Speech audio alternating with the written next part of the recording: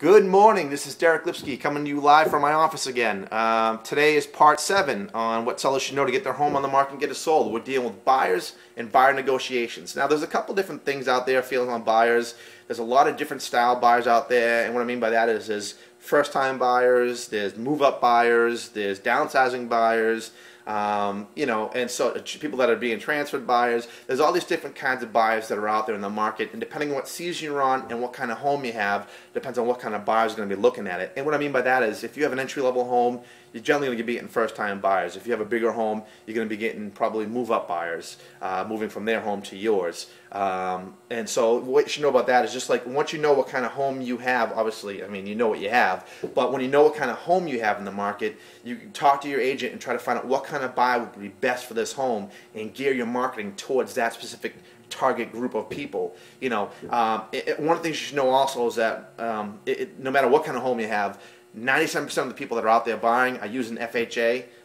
So that is a big thing you should know in terms of what are some of the guidelines FHA has for housing. So like if you have a home that has chipping paint on the outside, FHA will not pass your home. You're going to have to scrape it, paint it over, get it done. Lead paint they don't accept. I think might be a rule for asbestos in the basement.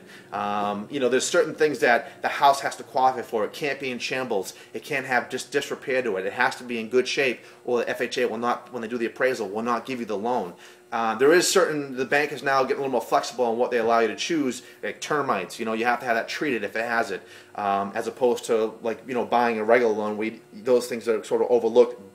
The buyer makes a decision, not the bank. So in this market, you want to make sure that your home goes with the FHA guidelines. It's going to make it more saleable. You might say, well, I don't care if it is or isn't, but 97% of the people are using that to buy in this program with 3.5% down. So you want to make sure that your home qualifies for that. Also, buyer negotiations. When buyers come in, they're going to negotiate. They say sometimes your first offer is the best offer. That's a line that's been around for a long time. There's a reason these lines are around. I mean, they usually make a lot of sense. And knowing and having real estate, selling real estate for the years I've had, it's true. A lot of times the first offer comes in, it is your best offer, because as the home stays on the market longer, it gets stale, and every day we say it's on the market, it's worth less. So you want to make sure that we try to negotiate every offer up. Now, don't get me wrong, we do get crazy offers in the beginning sometimes, and you just say no to those ones. But if it's a legitimate offer based on fact, we'll start negotiating.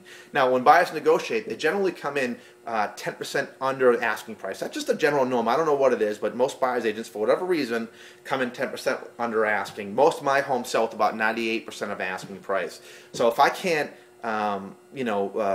negotiate that offer up to the price where you think it's acceptable, then we don't take it. But I'd rather have you guys have a chance of getting 10 or 12 offers at a right price than never getting one at all at the price you think you should get for the property, So we always try to make sure that we can find that line between buyers and sellers and negotiate it. And, never get mad at when a buyer throws a lowball offer at you. Be mad when you don't get an offer at all. I mean, these people at least make an effort to make an offer. Sometimes it may be crazy, and again, those people we can always say no to.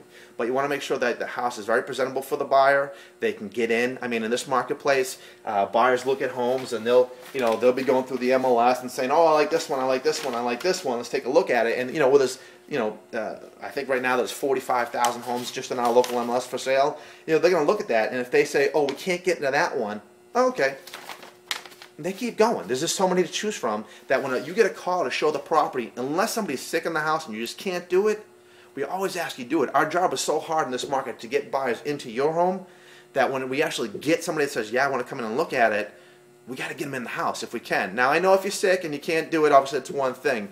But keep that in mind that buyers, when they come in, they look at it. They used to look at 4 or 5 homes to make a decision. Now it's more like 10 or 20 homes because there's just so many to choose from. Hopefully they have a good agent directing them into the best picks, and if your agent's done the right job in terms of pricing your home value-wise and staging it and getting it out there to the people with money and motivation, it's one of those top 2 or 3 picks after a buyer's looked at it, says, I'm going to narrow it down to these 3, and then I'm going to negotiate with one of them to see what I can do. So any questions, please give me a call, 508-326-5320. My information's always here below this video. CallMrSold.com is my website, and you can leave messages here, call me, email me from the website, whatever you want. But if you have questions or topics you want covered in this thing, let's take care of it. I'll see you tomorrow. Thanks.